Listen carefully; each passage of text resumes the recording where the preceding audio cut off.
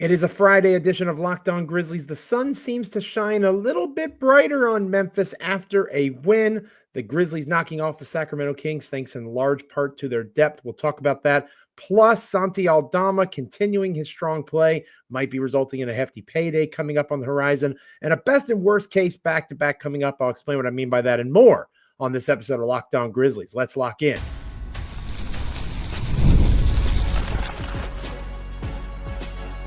You are Locked On Grizzlies, your daily Memphis Grizzlies podcast, part of the Locked On Podcast Network, your team every day. Hello.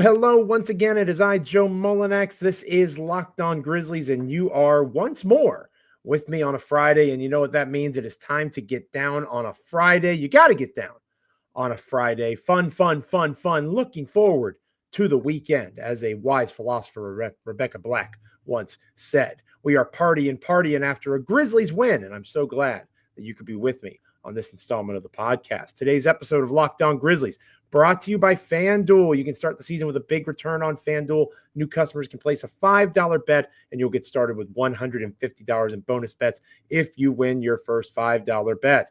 Visit FanDuel.com to get started. We are free and available wherever you get podcasts, as proud members of the Locked On Podcast Network, your team each and every single day. Like, comment, rate, review, subscribe, wherever you get your podcasts, Amazon, Apple, Spotify, YouTube, literally anywhere you get a podcast, you can get Locked On Grizzlies. Make myself, Joe Mullinax, make DeMichael Cole, my co-host, Memphis Grizzlies beat writer for the Commercial Appeal, not with me on this episode, but you'll get one or both of us each and every time an episode drops here on Locked On Grizzlies, and we are grateful that you have chosen to make a part of your NBA media consumption be through Locked On Grizzlies. And we're also thankful that hopefully you already are, but if you aren't already there, hopefully you are going to Locked On Daily today. You are going to subscribe to the newsletter, our brand new newsletter that comes out each and every day. I write it for us here at Locked On Grizzlies. Have a blast with it. Great NBA content overall. There's also the opportunity to check out fantasy basketball information. Go to LockedOnDaily.com. Subscribe to the Locked On Grizzlies daily newsletter. It is free, just like Locked On Grizzlies podcast is free as part of the Locked On Podcast Network, your team each and every single day. What a fun win. It wasn't fun the entire time, right? There were times where you're mad at the officials and Ja Morant gets ejected for one of the absolute worst foul calls I have ever seen in any basketball game. You go into a high school gym and you go watch a high school team play, and you see the way that went down for Ja. I don't blame him, to be honest with you, for getting ejected. I really don't. I think that the frustration was justified. That was one of the worst foul calls I've ever seen at any level of basketball. But you lose your star, right? And in clutch time, it was most certainly time to be clutch for the Memphis Grizzlies. They did not have their best player. Did that result in a loss for Memphis this time around? No, it did not. And one of the major reasons why is the phenomenal depth of the Memphis Grizzlies once again being on display.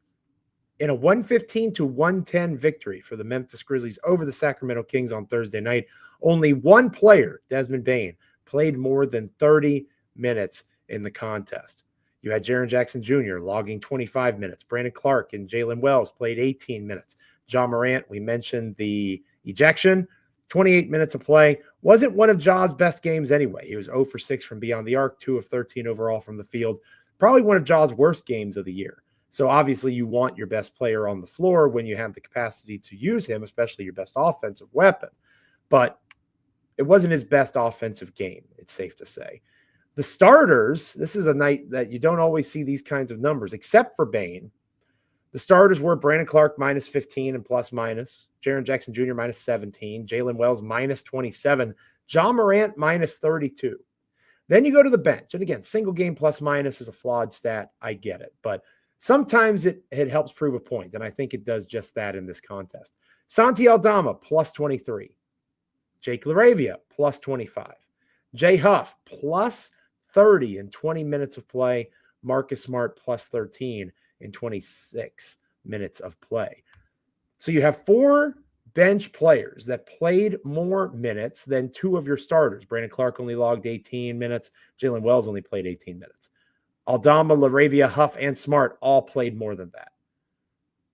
And it was the bench that numerous times provided sparks of energy. It was the bench that had excellent movement offensively. It was the bench that had a player like Santi Aldama, who we'll talk more about here in a little bit, really put his full bag on display and showcase exactly why he is one of the better NBA stories this season in terms of transitioning and taking that Olympic success that he had with Team Spain and finally looking the part of an important NBA rotation player. And that will end well for him, I would imagine. We'll talk more about that here in a moment. But it's Jay Huff hitting big shots. Again, every time I want to write off Jay Huff comes out and has a game like this, and he shows that he has value, not just as a floor spacer, but the guy had 2 blocks. He's a rim protector. He's able to do that for these Grizzlies as well. Marcus Smart looked pretty rough against Dallas, much maligned. The comments were ablaze for the Dallas game or post-Dallas game. Lots of angry people talking about how Marcus Smart blew it. What did Marcus Smart do in this game? 5 assists, 2 steals, 4 rebounds, made 4 threes. This is the Marcus Smart experience. Ask anybody that covered Marcus Smart in Boston. This is what the Marcus Smart experience is. There will be times of great joy, and there will be times of great frustration. Within literally a 48-hour time period, you got to experience both. That is Marcus Smart in a nutshell, dear listener, dear viewer. He did exactly what he is, and he was a major piece of the Grizzlies' win against the Sacramento Kings on Thursday night. It was the bench that led the way, not the starters. But it's not like Jaren Jackson Jr. played terribly. It's not like Desmond Bane played terribly. On the contrary, they were 11 of 19 from the field offensively, 2 for 5 from beyond the arc, 9 for 9 combined from the charity stripe. Desmond Bane had 8 rebounds and 7 assists. He helped contribute to winning in a lot of different ways. Jaren Jackson Jr., 2 steals. It wasn't Jaren's best game, just like it wasn't Ja's best game. Dez could have scored more, but he impacted winning in a variety of ways. And you could pretty easily argue Desmond Bane was the best player overall for Memphis in the contest, unless you want to talk about who we will talk about more in Santi Aldama. I am impressed with the reality that this is a Grizzlies team that lost Ja Morant late in that contest. This is a Grizzlies team that does not have 3 players that are supposed to be part of their rotation. At least before the season began, we thought they'd be a part of their rotation. And yet they continue to churn out productive basketball players. And they play successful basketball. They play at a competitive level. And they have shown time and again that especially at home now, which is good to say once more, they are a threat to win every time they step out on the court. The Memphis Grizzlies are now 11-3 in FedEx Forum. That is remarkable. That was not the case last season. That FedEx Forum advantage is back to being a substantial one. And with the Memphis Grizzlies going on the road for their next 2 games, which we'll talk more about here in a little bit, with the Grizzlies heading out to the East Coast for a weekend trip, racking up these home wins against teams like the Sacramento Kings that are trying to be good. The Kings are not a tanking squad. They signed DeMar DeRozan. They bring him into the fold. They have Domantas Sabonis. They have De'Aaron Fox. The Kings are committed to trying to compete and doing it now. That's a good win for the Grizzlies, even if Sacramento is underachieving a bit, because it's a competitive one. And just as we talked about a couple of days ago, or as DeMichael talked about, when Memphis is in those competitive settings, whether it's the Indiana game that they had to come roaring back after a piss-poor first quarter, whether it's the fading away in the fourth quarter, Memphis did not fade away in the fourth against the Kings. We literally just 48 hours prior had seen them do just that, and that did not happen in this case. Now, the Sacramento Kings are not the Dallas Mavericks. Domantas Sabonis is not Luka Doncic. No offense to either person. Luka is a superior player, and you can pretty easily argue Dallas is a superior team. But the Grizzlies went out in a similar situation, and they were able to close out a game. That is progress. That is growth. That is something that you need to see from this team more and more, and especially as the competition gets tougher, because they have loftier aspirations than just being a top 3, top 4 seed in the Western Conference. They want to make a playoff push. You're going to have to be able to play in the half court, which is still a point of growth.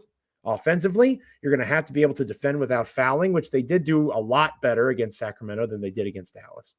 And you're going to have to be able to close out contests even when your best players either physically aren't there, in the case of Ja Morant, or maybe they don't have it for whatever reason in that given game.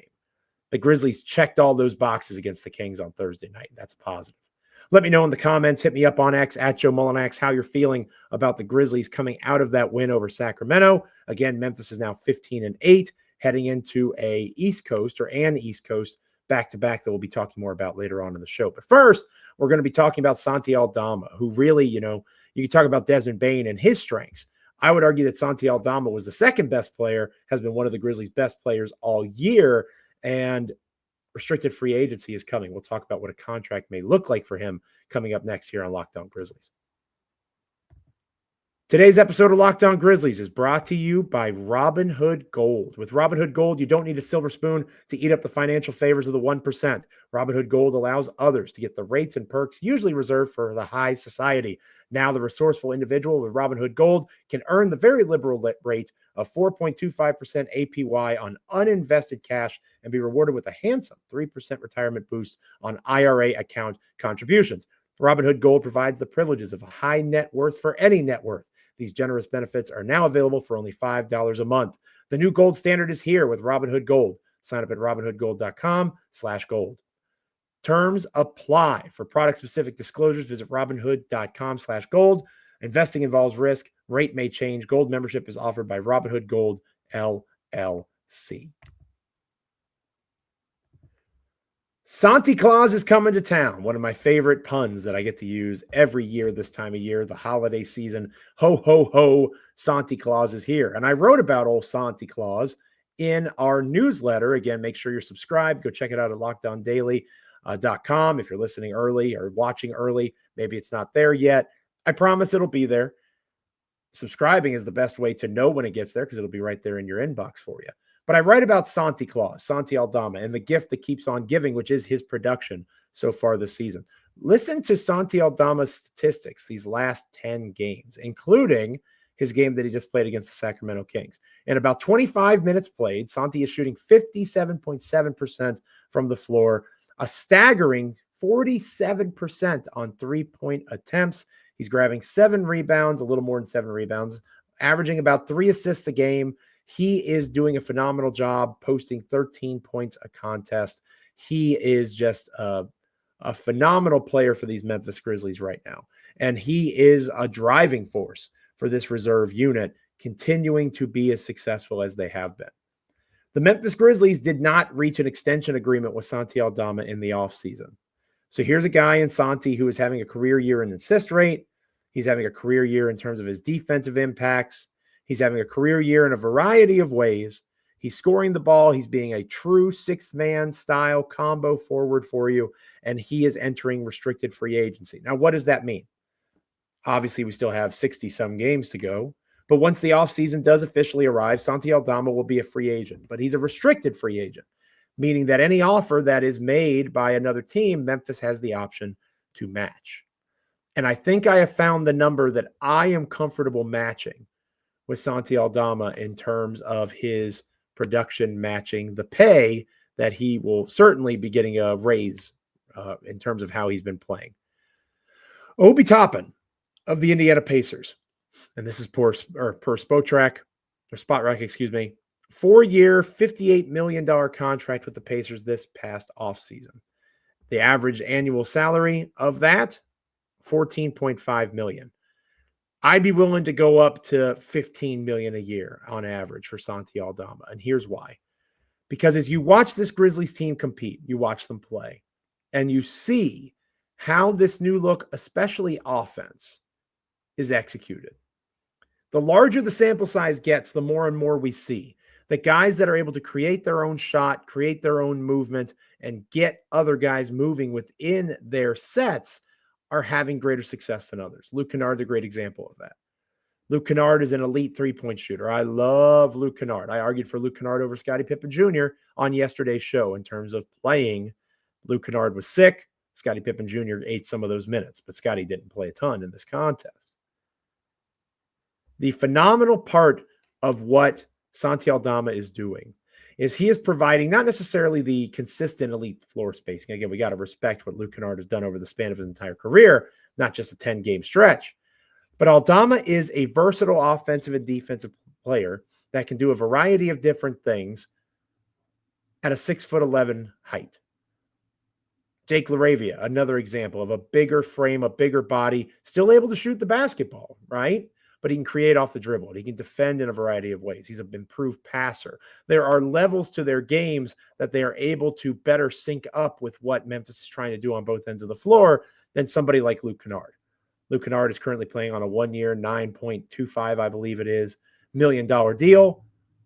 I'm assuming that you're with me in assuming that Luke Kennard will not be returning to the Memphis Grizzlies, whether it's via trade, whether it's his contract expiring and they just don't re-sign him.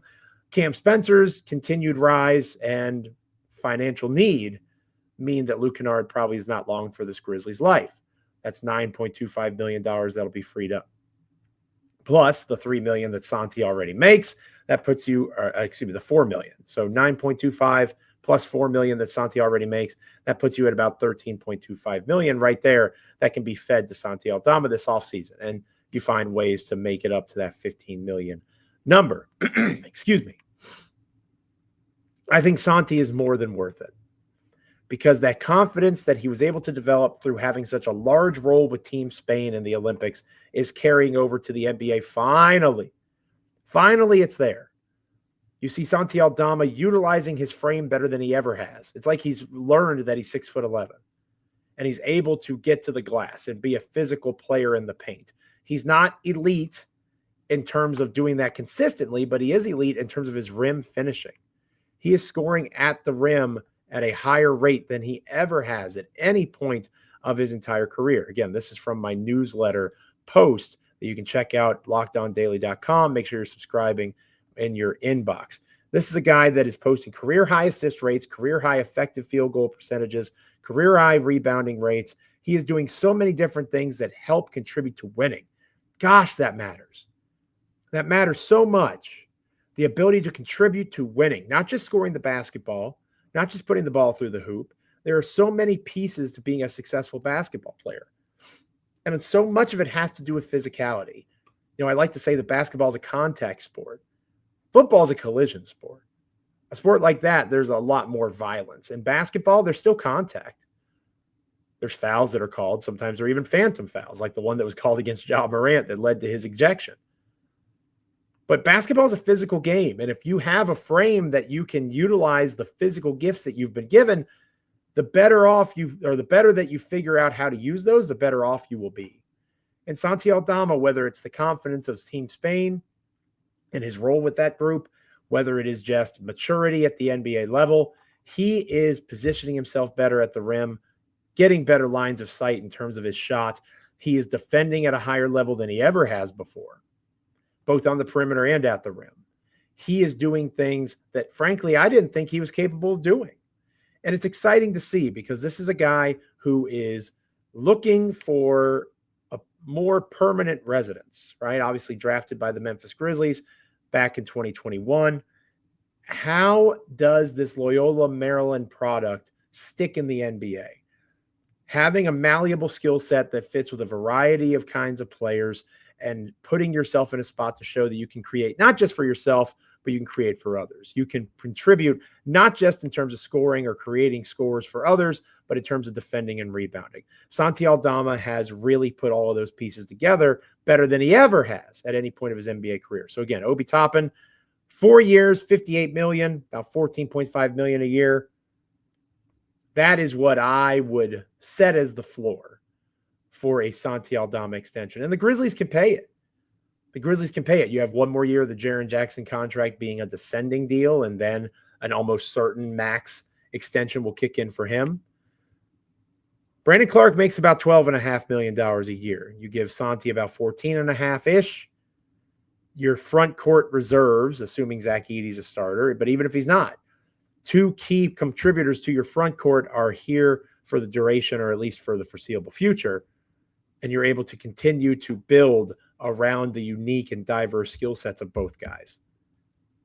I think Santi Aldama's earned it. What do you guys think? Hit me up in the comments. Let me know on X at Joe Mullinax. How are you feeling about Santi? Santi Claus is the gift that keeps on giving for Memphis right now. I think his gift this offseason, he's going to get paid.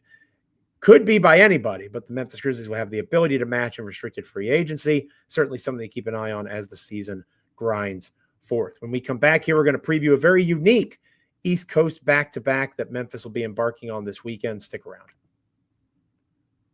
Today's episode of Locked On Grizzlies is brought to you by FanDuel. Get ready to tackle the NFL action with FanDuel, America's #1 sportsbook, because right now, new customers can bet $5 and get $150 in bonus bets if you win. The FanDuel Sportsbook app gives you everything you need to place live bets on the NFL all in one place. So when you get a hunch this weekend in the middle of a game, you can go to the page for the game, check out the latest stats, view live play-by-play, and do so much more, all on the same page and in the same spot where you place your bets. Just visit FanDuel.com to join today. You'll get started with $150 in bonus bets if you win your first $5 bet. That's FanDuel.com. Never waste a hunch and make every moment more with FanDuel, an official sportsbook partner of the National Football League. We're going to close out this Friday edition of the show talking about the unique back-to-back and the unique schedule, to be honest with you. We can talk more about that with DeMichael early next week. But Memphis plays on Saturday night and they play on Sunday night, and they play the rare 2 games starting within 24 hours of each other back-to-back. Memphis plays Boston on a Saturday night in Boston at 8 o'clock. The cool storyline going into that contest, Marcus Smart was not able to play in Boston last year. He was injured. This year, the Grizzlies trip to Boston. Marcus Smart, assuming he came out of the game against the Kings unscathed. He will be healthy. He will be in the lineup. Seeing him play against the Jays, Jaylen Brown, Jason Tatum, watching him against Derek White, how all that's going to fit is going to be really fascinating to see. They did a really good job honoring him last year. So actually watching Smart play against his former club, a team that he's still so synonymous with in Boston, is pretty cool. And then again, 7 o'clock Eastern time. So literally within 24 hours of the start time of the Celtics game, the Grizzlies are playing the Washington Wizards. Now, the unique thing about this isn't just the 2 games within 24 hours starting, right? That's a challenge. And don't be surprised if you see some injury report shenanigans at some point, the rotation being even more extended, those sorts of things. What makes it really weird, at least for me, is you have the best of times in the Boston Celtics, right? That is the class of the Eastern Conference, the defending, reigning NBA Finals champions. Memphis is going to have to bring their best to compete with Boston in Boston. And then you have the lowly Washington Wizards, who quite possibly might be the worst basketball team in the National Basketball Association. As of this recording, a 2-18 record, just abysmal, not actively trying to win in any way, shape, or form. They are a bad club, one of the few that's truly tanking this season. So how do you, as Taylor Jenkins, approach these 2 games? Let me know in the comments. What would you do? Hit me up on X. I'll tell you what I would do. I would go all in on Boston because, again, they need all the experience against teams like the Celtics that they can get. They need to have clutch moments of competition against the defending NBA champions. That iron sharpens iron mantra and mentality. This is your opportunity, if you are the Memphis Grizzlies, to go into the house of the Boston Celtics and do your darndest to compete. Beating the Washington Wizards, you should be able to do, even if Ja Morant doesn't play. Now, there's nothing that says he won't, right? There could always be injury report shenanigans. But the Washington Wizards are so bad that if you're going to prioritize one of the 2 games, it should be the Boston game, even if you lose. Because the Washington Wizards should be a winnable contest regardless of what happens in Boston, barring some body bag game kind of thing where everybody gets injured, which, again, knowing these Grizzlies, knock on wood, not entirely impossible, right? But I would go all in with Boston to get that competitive juice flowing. Then you play the Wizards. And then after you play the Wizards, because of the NBA Cup and the Grizzlies not making the NBA Cup, they now are in a situation where they don't play again until Friday of next week. They welcome the Brooklyn Nets back to Memphis for a game that the Grizzlies are probably looking forward to, since Brooklyn, another team that's not particularly good this year, the Nets are 10-13, overachieving, to be honest with you, given their roster. And 2 of those 10 wins are against the Memphis Grizzlies. So that'll be hosted in Memphis against Brooklyn, and then the rare 1-game road trip heading out to Los Angeles to take on the Lakers on Sunday night of next week, the 15th.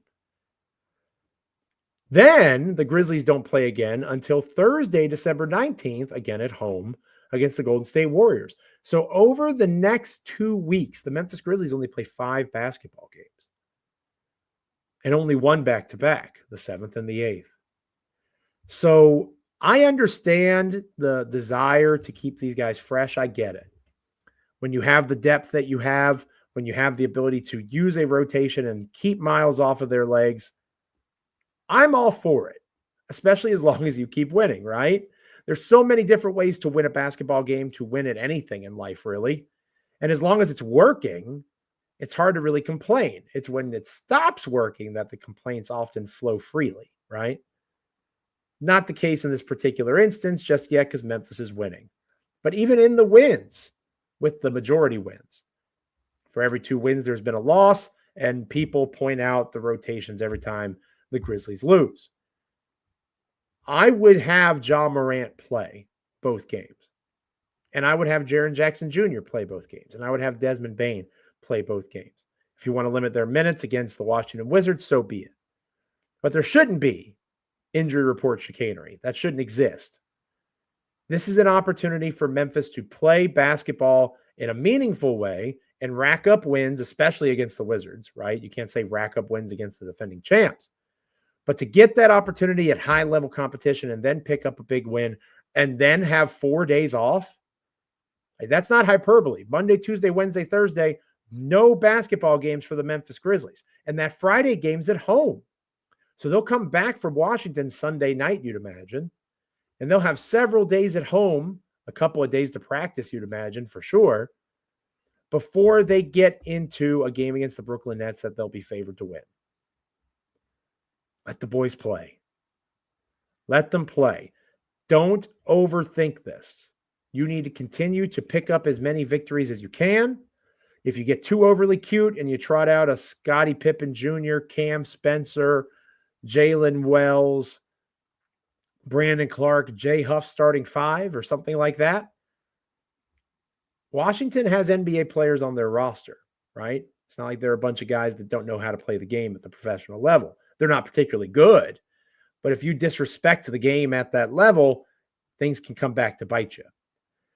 So how would I handle this weird weekend coming up? I would play the same way you're playing. I'm not telling them to start logging 36 to 38 minutes for Ja Morant. Not what I'm saying. You want to keep those minutes around 30 a game. I understand the logic, but you should do it against both the Celtics and the Wizards. There should not be some grand limitation. Let those guys make it clear who's better between Washington and Memphis. And then you can start rotating guys in more in the second half. How would you handle this weird weekend going into a weird week where Memphis basically has an entire week set of weekdays off going into the next weekend? How would you address this weird 2 games that start within 24 hours?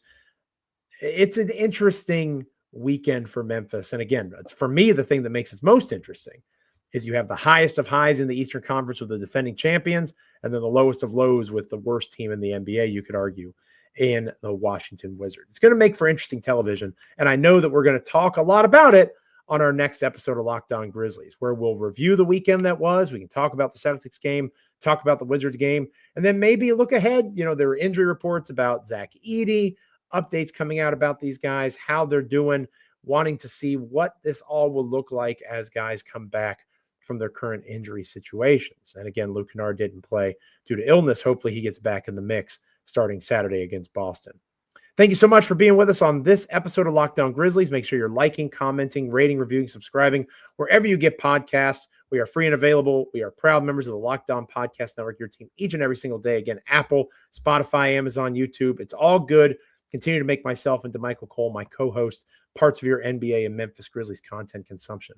Also, make sure that you are checking out the Locked On Daily newsletter. Locked On Grizzlies has a newsletter now. Go to LockedOnDaily.com, click on the Grizzlies tab, find all the great work that is not just written by me. I'm going to pat myself on the back a little bit. I like writing the newsletter. Sue me. Not just the newsletter work for me, but all sorts of national writers, fantasy basketball, lots of fun stuff. And again, if you subscribe to the newsletter, it gets sent right to your inbox. You don't have to go to a website. You can just read it in your email. That's the easiest way to do it. Again, that's free. LockedOnDaily.com. Subscribe to the Locked On Grizzlies newsletter. Until next time, I am Joe Mullinax. Have a wonderful weekend. Enjoy the Grizzlies basketball. Hopefully there's good weather where you are. Enjoy it. Have a good one. Rest up. We'll catch you back here on Monday. See ya.